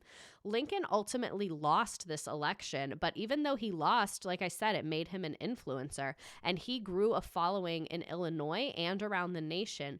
And even though the Democrat won in Illinois, Democrats lost their majority. So even though Lincoln didn't win his election, because it created national attention, he kind of influenced other elections. Kind of like Stacey Abrams, like she didn't win her election, but she got a lot of national attention that created like ripples effect of political involvement. So moving in to the 1860 nominations. 2 years later, the nominating conventions, they didn't have primaries back then. Basically, all the party leaders would come to the convention and do the nomination there. They didn't do voting primaries. The nominating conventions revealed our deepening and solidifying divisions. At the Democratic convention, Southerners protested the nomination of Stephen Douglas. They considered him a traitor because of the Freeport Doctrine. Because remember, with the Freeport Doctrine, he was saying, oh, the states should make their laws about slavery. Southerners didn't fuck with that because Southerners were like, Stephen, I need you to protect slavery. What are you going to do, Stephen? Like, they felt like he wasn't pro-slavery enough because he was like, that's not my job to deal with. I think that state should make the slavery laws. They felt like, no, you need to be more pro-slavery. So the Southerners weren't happy, which is interesting. And it soon became clear that the party was not going to be able to nominate a single candidate, so the party split. The Northerners nominated Stephen Douglas, and the Southerners chose John C. Breckinridge. So the Democratic Party is splitting up. And again, the Democratic Party is generally more pro-slavery, but the Southerners felt like it wasn't pro-slavery enough.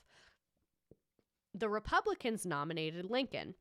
Lincoln had a platform for a couple issues. He wanted a transcontinental railroad. He wanted to give free land to U.S. citizens out west. He did not want slavery to go out west. He was not trying to ban slavery. Big misconception about Lincoln is he wanted to ban slavery. He never said a word about slavery until after the Civil War had already started. I'm sure he did, like, in private, but, like, publicly speaking, he had not really said, like, as president, I want to do this about slavery until after the war. At this time, he was just saying he didn't want slavery out west. He also wanted rights for immigrants, because remember, lots of immigrants were coming into the country and being really exploited at factories. He also wanted a protective tariff. A tariff is a tax on goods from other countries. So if stuff from other countries has a lot of taxes on it, it's kind of good for American businesses because then we want to buy their stuff because it's cheaper. So there's a lot more nuance than that, but that's what that means. So it's not like Lincoln was running around being like, I want to ban slavery. We need to end this. We must free the people from bondage. No. He was not. He said no slavery out west. South still lost their motherfucking mind. So, over the campaign, Southern Democrats warned that they would leave the Union if Lincoln was elected. So the Southerners hated him kind of from the jump. Can't decide if not saying anything is better than promising something and not following through. Fair. So some Whigs and moderates broke off and formed the Constitutional Union Party, which nominated John Bell to prevent secession. Secession means you like legally and formally leave, like to secede. So literally our country has like 1 million political parties right now, and it's just an absolute fucking joke. There's 4 people running for president. Like, we think politics now is a joke. Go back to 1860, because this is insane. Look at Lincoln with his long-ass legs leaping over these men. So in the election of 1860, Lincoln secured 40% of the popular vote, which was 18 free states, 180 electoral votes. 40%. That's not a majority. Breckinridge carried the South. He got 72 electoral votes. Then you have Bell with 39 electoral votes. And then Stephen Douglas only won Missouri and scattered votes from New Jersey, getting a total of 12 electoral votes. So Lincoln is the president-elect, but he only got 40% of the votes. So everyone's freaking the fuck out because the South said, if Lincoln wins, we're seceding, even though he only got 40% of the votes. Let me show you an election map. I can't believe that's not in here. 1860 electoral map. Okay, this is literally the exact one I had in my mind. Love that for us.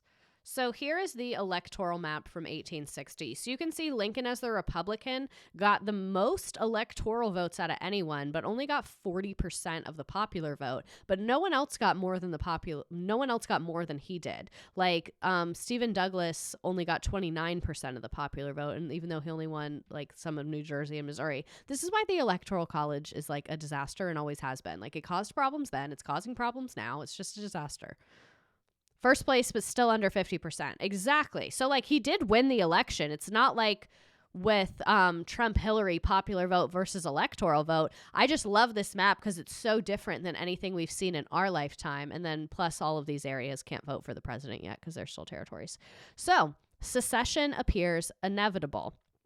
Soon after, South Carolina created legislature to secede on December 20th, 1860. So South Carolina makes sense. South Carolina was what we looked at as one of the most intense slavery states in the entire country, of like the numbers, the economics, all of it. South Carolina was literally so entrenched in slavery. So it makes sense they were first to secede.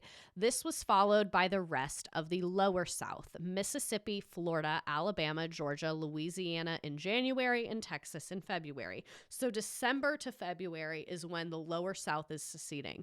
We are not at war. These are just these states saying we are leaving the United States. We are going to form the Confederate States of America. We are not going to be part of the United States of America anymore.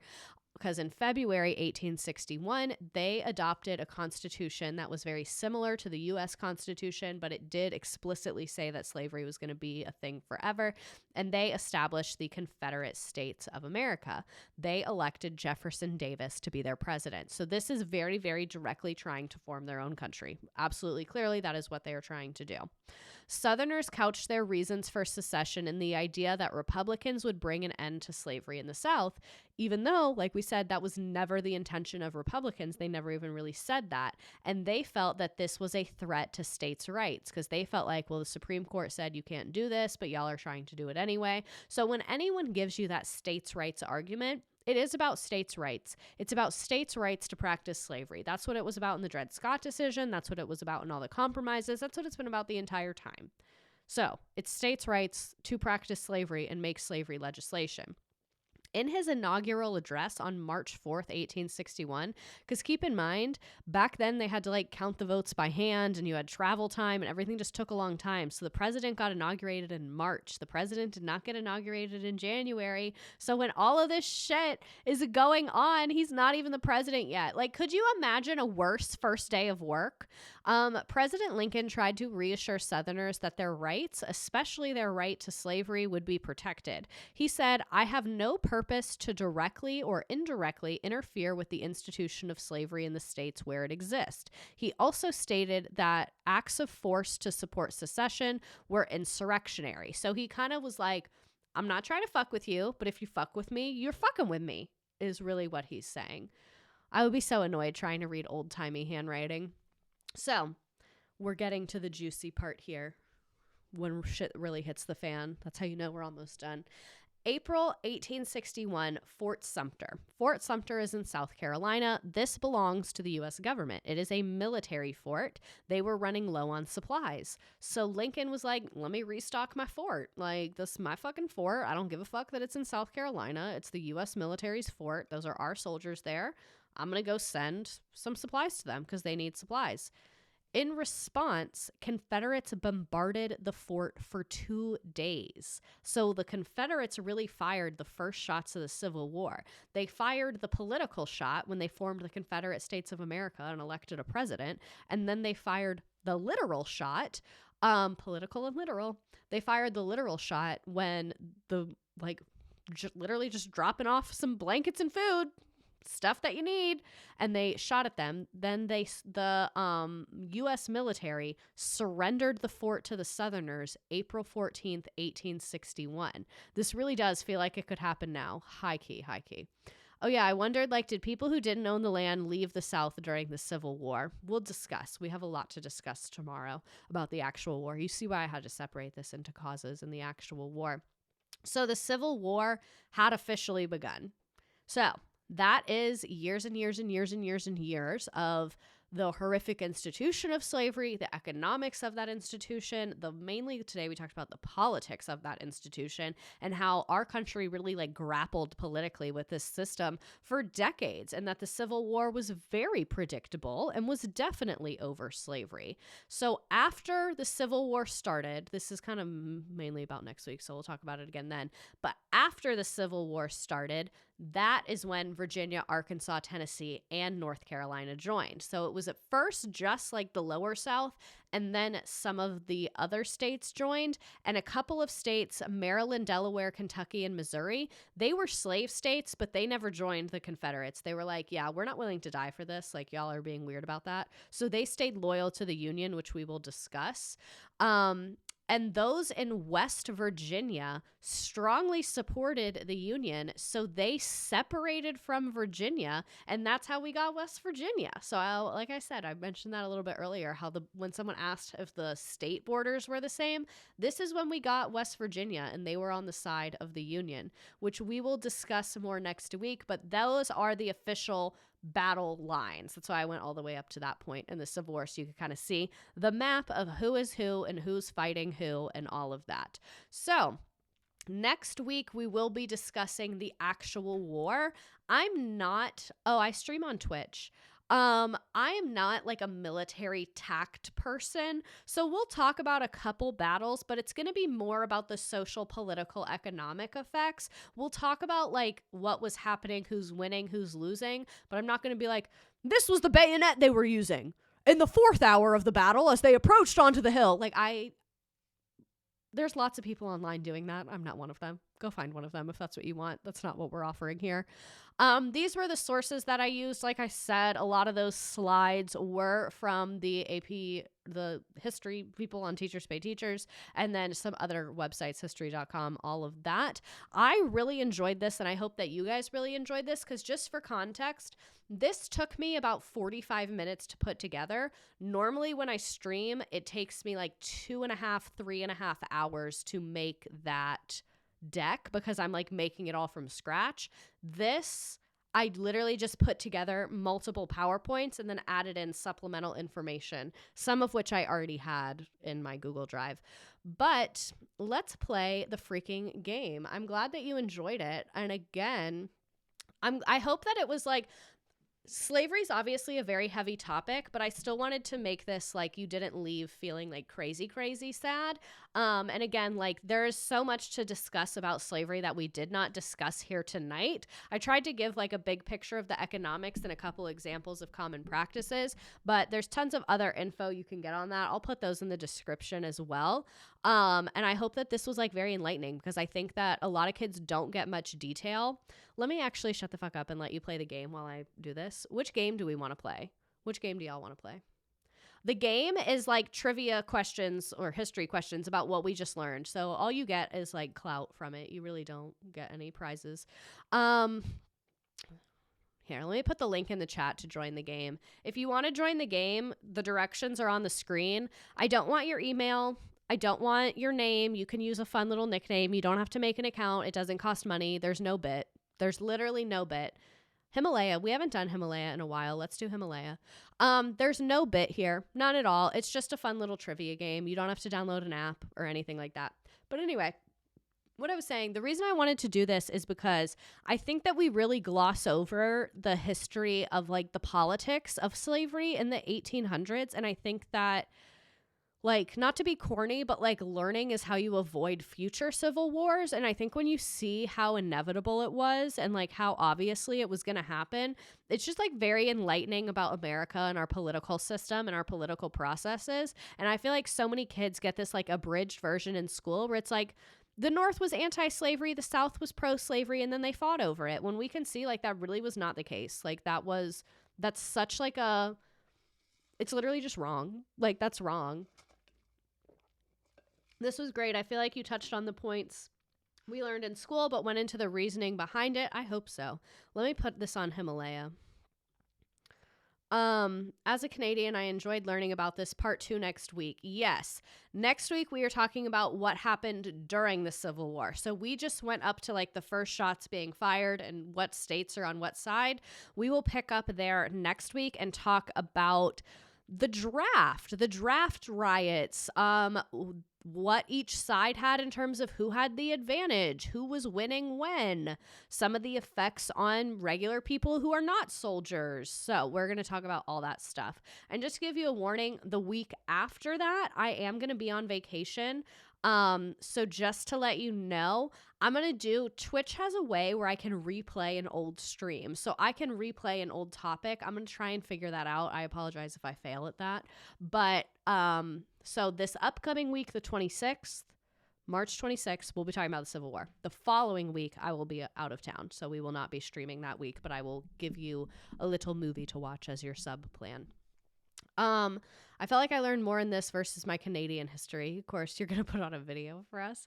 I'll give people a couple more minutes to join the game. If you use like a fun little name, that's cool. You can see some people use their actual names. Your name will come up. Toddler and the Machines. Your name will come up. So if you don't want it to, don't put it up there. Love a sub plan. I know, right? I just have to figure out how to do it. I've never done it before.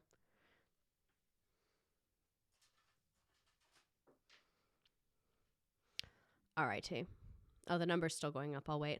Also, for those of you on TikTok, I am going to say bye to you. I love you so much. Our grad school episode stopped you from dropping out. Those of you on TikTok, I love you so much, but I would love you even harder if you came to Twitch. Mwah. Night nights. Alrighty. Y'all better not tear up the classroom while Redacted is gone, or she'll redact all of us from existence. Okay, I'm going to go ahead and start the game. I haven't seen the number go up in a second. It'll still let you join after I hit start. I'll put the link in the chat again. It'll still let you join after I hit start. You got me to Twitch from TikTok first time ever. All right, it'll still let you join. I know I've said that like 6 fucking times, but it will. What did we learn today? If anyone gets this wrong, I'm very concerned for you.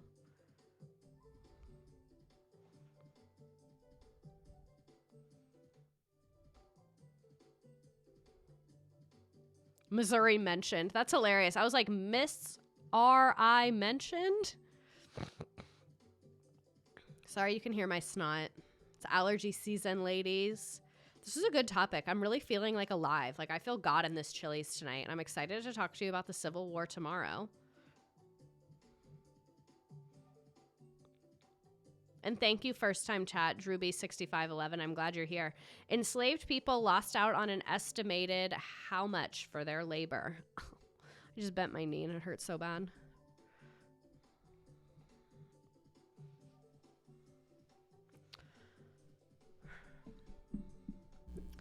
Also, I already picked what we're going to talk about next time we do like a pop culture stream. I want to talk about Vicki Gunvalson's life from Real Housewives of the OC. I'm on season 10 right now. Don't spoil anything for me. What was the most profitable crop in America? Profitable because of slavery.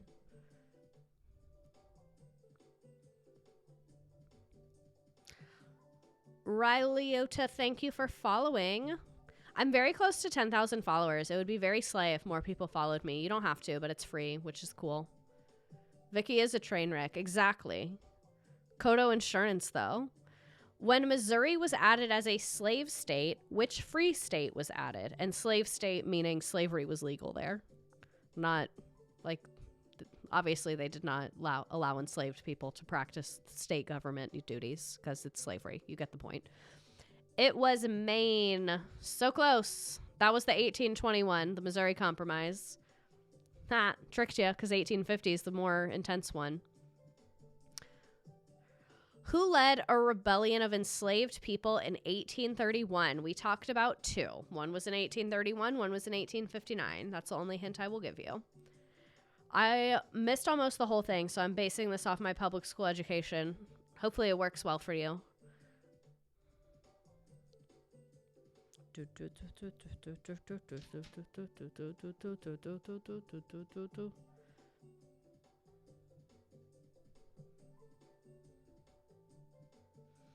What impact did the Fugitive Slave Act have on white Northerners?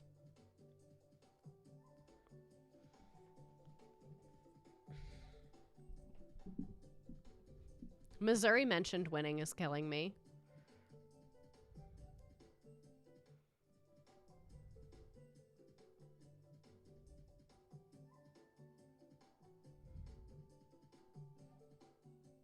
My contact was like, I feel so awkward because y'all don't talk during the game because you're so focused, which I love. This is how I feel when my class takes tests. I'm like, it increased abolitionist energy. The Fugitive Slave Act made a lot more people be abolitionist. Who thought that the Underground Railroad was a literal railroad?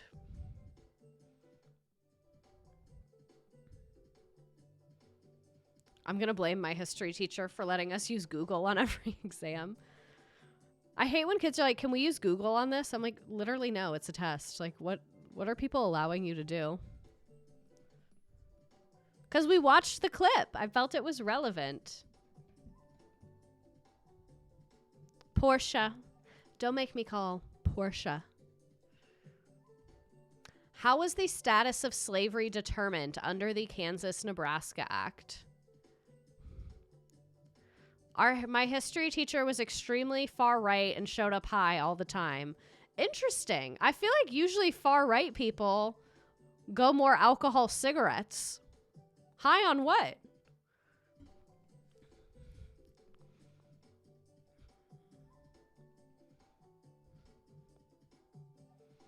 Imagine if they made the congressman do a spelling bee, though. Not 10 of you voting for the vibes of the landowner. Stop. Weed. That's what I assumed. Interesting.